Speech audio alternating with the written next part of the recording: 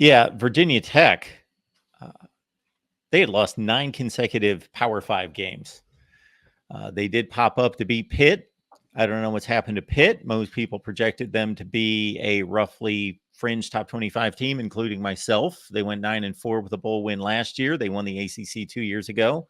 They've had one of the top sack teams, pass rushing teams in college football for about 5 years, and they just can't beat anyone, including Virginia Tech, who had lost 9 consecutive games against Power 5 teams. But yeah, they had a change at quarterback. Kyron Drones stepping in has played pretty well for a couple weeks now. For the Hokies as a 24.5-point dog. Got a question for you, James. Can you think of a time when either Vegas had you as a 3 or 4 touchdown favorite, that you stepped on the field and got hit a couple times, or saw the speed or the athleticism or whatever it was and thought, these guys are a lot better than I thought they were? Or maybe you saw it on tape, or maybe the transition was you didn't see it on tape, but when you got on the field, you saw something different. Yeah, it's been a couple times. Like one of the quotes we used to say, it's like preparing for. Well, you can't say Duke anymore. Duke's pretty good. It's like and Miami's not, but they're okay. They're better than we thought. But it's like preparing for Duke, and then Miami walks out. You're like, what the hell happened? Like there was some games where we just thought we were going to run over the team. Like Wake Forest, I believe 04 was a little bit more of a challenge than what we had originally predicted. Even Citadel gave us a pretty rough time, but that was coming off of an emotional win against Miami on Labor Day in 2005. So it does happen. I'm pretty sure the guys felt something like that when they looked at Boston College. I had a great interview last week with Kalen Deloach, which is on Den Media Group, where we just discussed about the season up to this point. And he talked about how a lot of guys just did not anticipate the quarterback for Boston College being as fast as he was. And so they thought they can kind of maybe get a little lackadaisical on their reps. And those are the things that happen. So typically people are what they show on film at this point in the season. Very few new wrinkles are going to get in. Like it's not like a defense can run unless you have the tool shed or the she shed like Florida's coach has. Very few people have 4 down, and a 3 down base type of defense based upon who they run. That only works on the video game. So you kind of have an idea what guys are, but there's still some times where you just kind of go in over arrogant, and I hope they've corrected that because we still have to impose fear into teams. The only 2 things I remember from that game, I brought up that game, is, well, 3 things. One would be I remember the final score. I always remember final scores to almost every game in the country for whatever reason. That's just how my mind works. But I remember Cam Akers going for 85 yards. My guess was 70. I looked it up, 85 yards. He had -3 the rest of the night. I just remember, boom, out of the gate. Everybody in the nation's got their focus on this game. It was one of those Sunday or Monday night Labor Day weekend games where which is, again, genius for Florida State to take advantage of that, because you've got a captive audience. If people want to watch football, they're watching you. And then the rest of the night, I'm thinking, okay, don't be too hard on Willie Taggart, but he is supposed to be an offensive guy, huh? And it just nothing from there. And that was my recollection. And of course, it didn't turn out from there. Yeah, just a much different atmosphere, much different climate. You're getting Coach Norvell in year 4. He took his bumps year 1. I mean, there was a lot of stuff. I mean, I'm not finna go take on the role of Jason with that, but I would even say I was not necessarily overly critical. I was just critical because it looked like the direction that the program was taking was something that was unprecedented.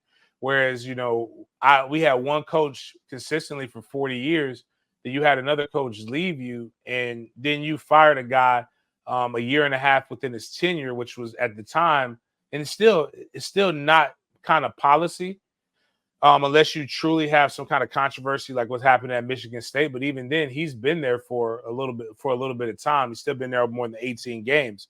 And you make statements like, 6-6 is not the standard. And then we go 3-6. And it's just like so the things that happened, it was just like we set the standard for that. But Coach Norvell had a play. He knew exactly what he wanted to do, and he did it. And then he took advantage of like he got into, and what I told somebody later on, they talked about how prepared he was, but there's no way to prepare for a nationwide pandemic that we haven't seen since the Spanish flu. That was the last time this happened. So, and college football's changed a little bit since then.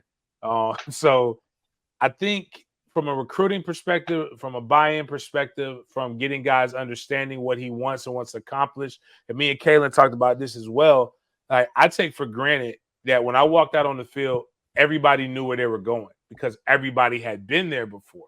So, like, you got guys who don't even know when period one whistle hits where they're supposed to jog to on the hop. It's just like little discipline things like that you literally Mike had to teach every aspect of what he wanted done to these young men. And they've fought through it, they've dug through it, and now they're starting to reap the benefits of it. And then he took a wrinkle that was given to him with the transfer portal and the suspension of APR, and then allowing schools to bring in as many new players as they have scholarships. I think when this is all said and done, there could be a master class of how to flip and rebuild your roster done on him, potentially Dion, but definitely done on what Mike Norvell has been able to do in a short amount of time with the transfer portal, winning 10 games last year, on track to win 10 games this year. And now the recruiting class, talk about what Chris talked about. I have no idea why people are complaining about recruiting. We're ranked 6th in the nation. We only have 21 guys committed right now. Now, there's Georgia. We're probably not passing Georgia unless we flip some of their 5-stars. But everybody else, if we sign 25, which we're on pace, Chris can probably tell you more than I can, but, maybe George too. But there's still about 5 to 6 high-profile 2024 guys we're in it for. And you sign those, you sign a class of 27, you're easily top 3. And so, like, it's motion doesn't necessarily mean action. Like you could be like, Florida's got a better class than us right now, but they're losing. So it's going to be tough for them to keep that. Miami has a lot of motion right now, allegedly, but they're still ranked 17th in recruiting, and they're damn near that in the polls as well, even though they're playing better. All we have to do is keep the main thing the main thing. And I want our fan base to realize life is more than just trolling. I know Big Three and what we do, we have a great time doing that stuff. I even see Mark. Sometimes he'll put a tweet out there and he gets caught up in some of the banter.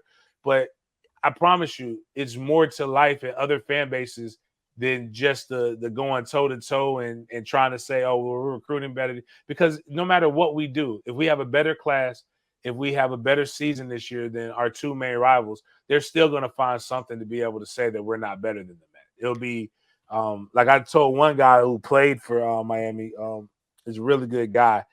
He says, "Oh, Florida State's caught up to me with rings." He played for the U in the 80s. And I said, you know what? Neither one of us have caught up to Harvard. Harvard has, and their rings are about as old as yours.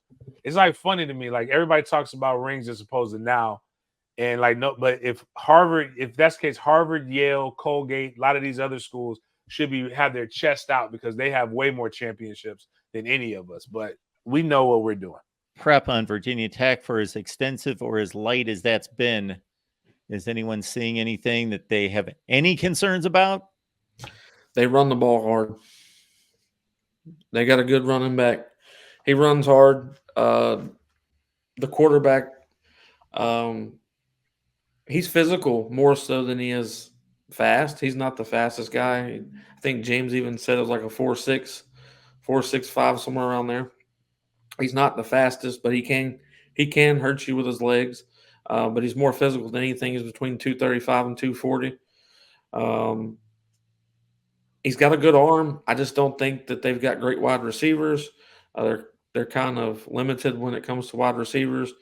The biggest weakness of their offense is their offensive line. They're undersized. They're young. They're undersized and they're young. Like they did a good job against Pitt, but they're the positions of need for them, where they're lightest most, is the worst part. Both of their guys on the ends are very light, and they're very young, and they're fixing to have Pat Payton and Edmond and Verse and Fisk and a lot of guys putting a whole lot of pressure on them. It's I'm not worried about their offense. I think that their quarterback pulls off a couple of runs. They're going to send quite a few guys vertical that pulls our safeties or pulls a linebacker into the flat away from the middle of the field. They're going to try to do to us what every running quarterback has done to us this year and previous. They're going to try to run straight up the gut on us, where it looks like they're fixing to try to go deep. So you got to keep that spy with Deloach there, because Deloach is faster than 4.6, and Deloach is very physical.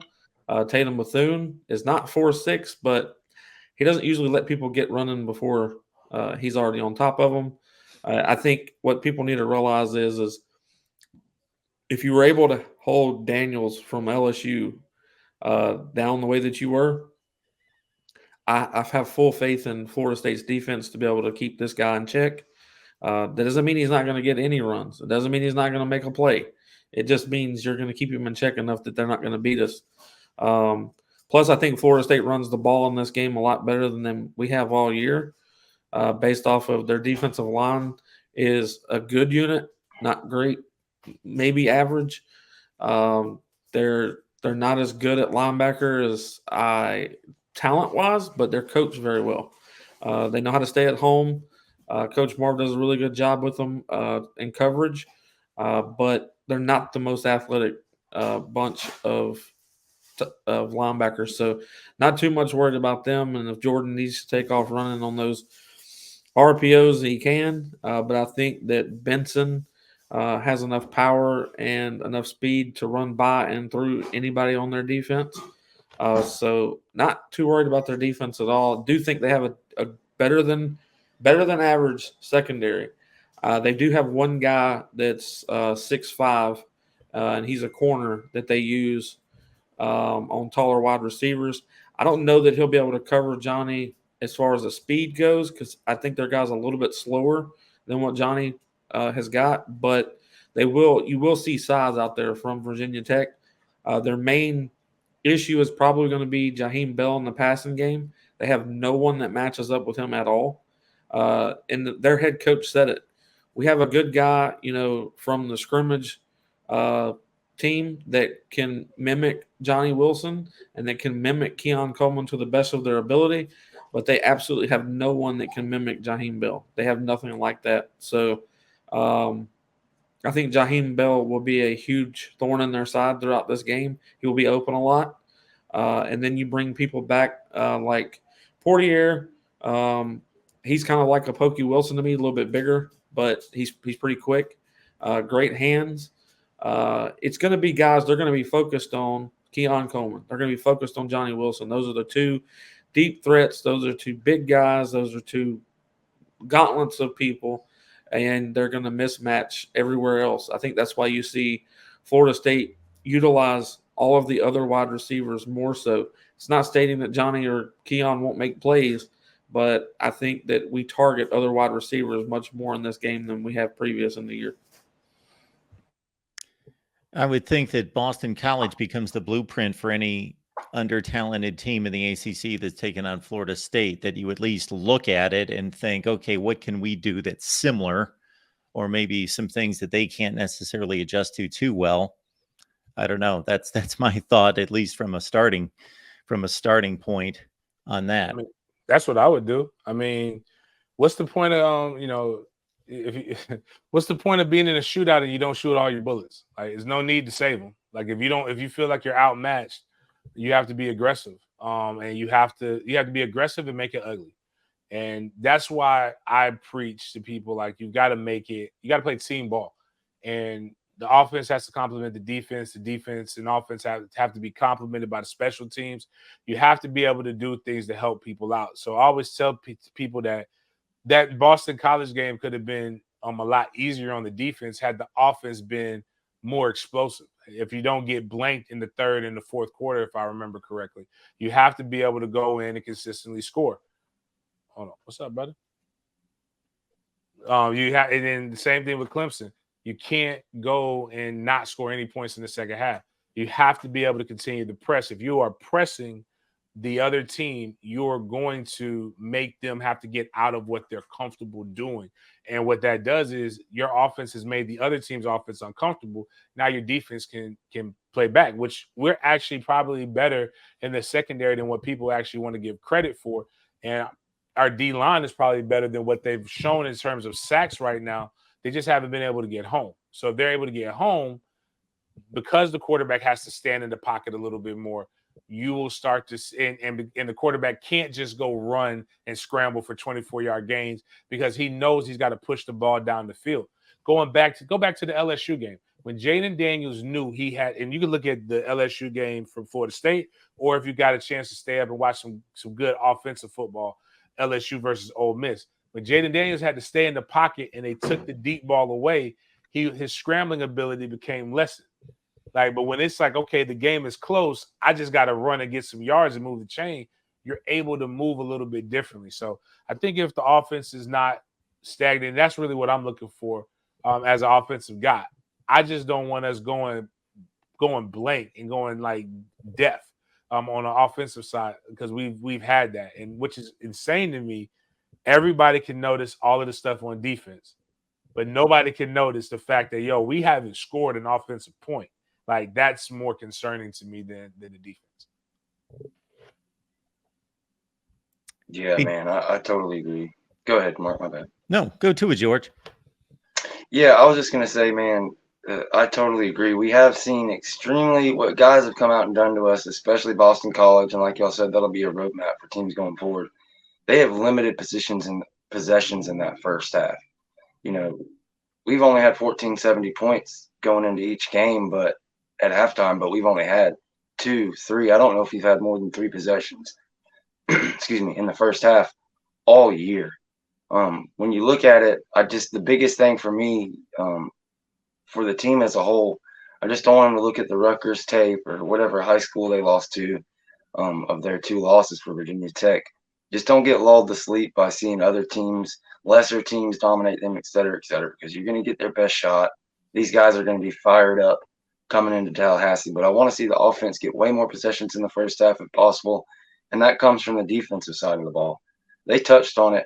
I don't know exactly what the game plan is. I'd like to see a Kalen DeLoach spy this guy. Like they said, force him to throw that ball. I'm not sure if they're going to blitz more in the first half. I believe we blitzed on 10% of plays in the Boston College game. That's one of the big things. Get pressure on this guy early and often, and not let him get in sync, get settled down, and watch that Red Sea part, when they run crossers and run down the middle of the field. And I fully expect this coaching staff to have been, really spending a lot of time on that. And let's get up big early, and let's see Jordan Travis ride the bench the second half. That's what I'd really love to see. And if all things go according to plan, maybe we can see that. But big part, get possessions in the first half. If you only get 2 or 3 possessions in the first half, you're going to be looking at a tight game, regardless. And also to that point, obviously, if you're going to scout the opponent, it makes total sense to watch who they played, of course. This team lost to, as George mentions, they got taken out by Rutgers, who's a very much just, hey, run the ball, play defense kind of team, not a whole lot of skill, but a really tough team. And they lost to Purdue. So they lost to some lower level Big Ten teams in fairly close games. Well, the Rutgers games got kind of away from them. And then they lost, I can't remember in the ACC who their other loss was to.